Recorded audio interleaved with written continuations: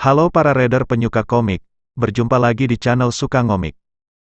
Kali ini kita akan lanjutkan lagi spoiler komik The Heavenly Daemon Cannot Live a Normal Life part yang kedua, tentang Ki dan Mana. Jika kalian belum mendengarkan spoiler sebelumnya, bisa cari videonya di playlist yang ada di channel ini. Langsung saja, tanpa basa-basi. Setengah tahun kemudian, dengan niat dan tekad yang kuat, Roman meninggalkan keluarga Dmitri. Para bangsawan lain akan menangis dan mengamuk, tetapi ketika dia memikirkan saat itu, hati Roman sudah bertekad kuat. Saya adalah orang yang tidak bisa tumbuh seperti bunga di rumah kaca. Saya akan puas hanya jika bisa mengalami banyak hal, dan pada akhirnya saya akan menjalani kehidupan yang berkuasa. Jadi, untuk 6 bulan ke depan dari sekarang, saya perlu mempersiapkan diri. Tidak ada persiapan yang sempurna di dunia. Variabel dan kemungkinan lain tidak dapat diprediksi. Namun, mempersiapkan diri adalah masalah yang berbeda. Dia yakin bahwa, jika dia meletakkan dasar untuk mengatasi kesulitan apapun, dia akan mencapai tujuannya setelah menderita. Selesai dengan Chris, Roman mengunjungi perpustakaan wilayah itu. Kemudian dirinya membaca berbagai macam buku. Dalam buku yang dia baca, keadaan ksatria bintang 6 berarti melampaui batas manusia. Ukuran aura yang meletus melalui pedang mencapai puluhan meter.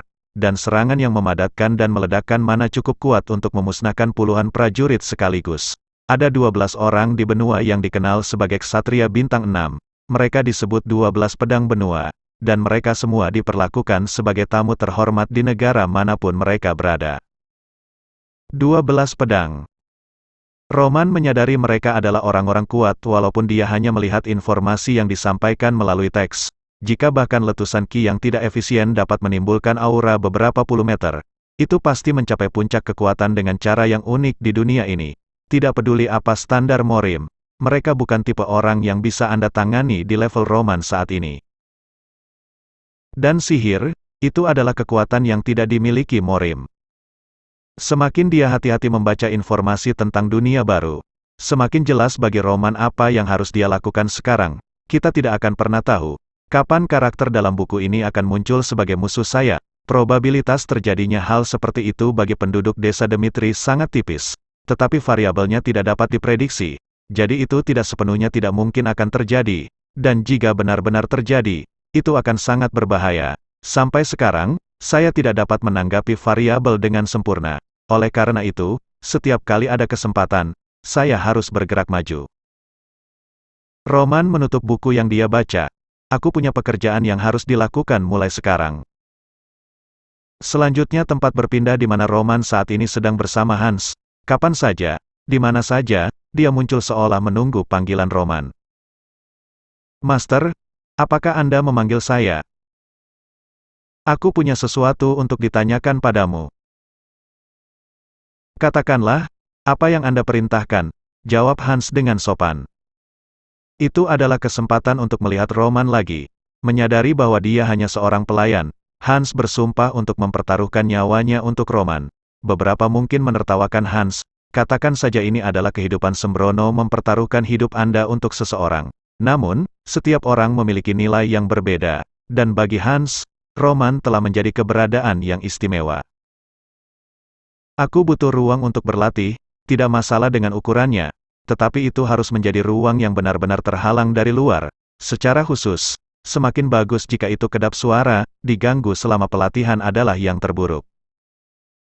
Baik Tuan, Hans menundukkan kepalanya.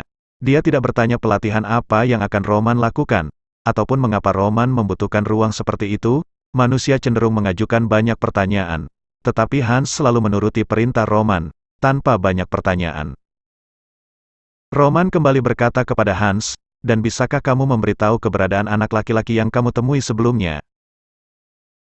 Hans kemudian menjawab dengan pasti, ya, Tuan, saya pikir tuannya mungkin menemukannya. Jadi saya telah menyiapkan tempat tinggal untuk Kevin. Lalu Roman nampaknya senang dengan apa yang telah Hans lakukan. Hans yang merasakan itu menampakkan senyum di wajahnya. Katakan padaku di mana Kevin. Saat itu, aku berjanji pada bocah itu. Aku berjanji bahwa dia akan mengatasi masalah yang dia hadapi dengan cara yang tepat. Sekarang saya telah melenyapkan pelaku Blood Fang seperti yang dia inginkan. Sekarang saatnya untuk mengunjunginya dan menyampaikan kabar baik ini. Juga, Ada tujuan yang saya inginkan dari seorang anak laki-laki bernama Kevin itu. Kevin, mungkin itu adalah akibat dari Chris, sehingga aku ingin bertemu dengannya lagi. Bersumber dari novel Heavenly Demon. Nah para reader, dukung kami dengan cara like, komen, dan subscribe. Salam suka ngomik.